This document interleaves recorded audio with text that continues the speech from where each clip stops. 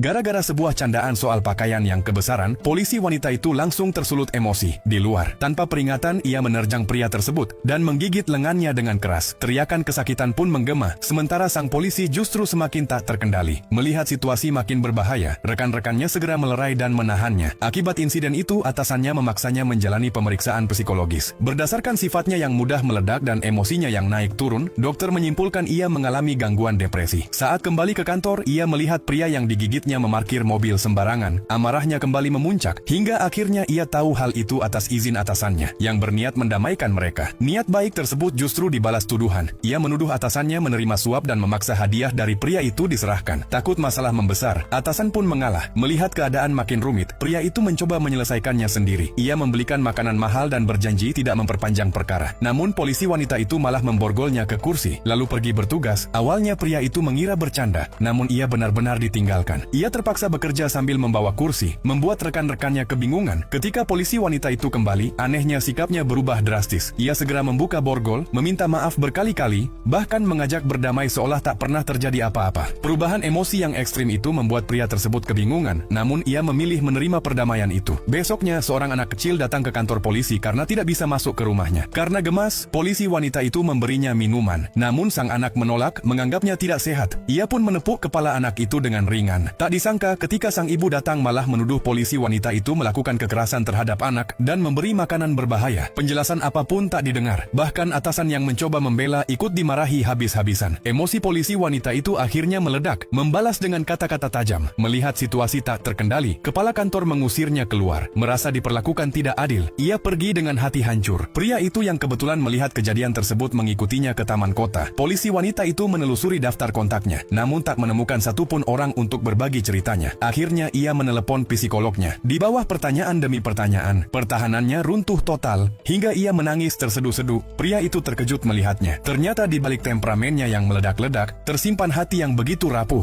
Untuk menghiburnya, ia menemani makan dan minum. Perlahan, senyum kembali muncul. Saat malam makin larut, ia mengantar polisi wanita itu pulang. Namun di luar dugaan, dalam keadaan mabuk, polisi wanita itu justru memukulnya menggunakan tongkat patroli.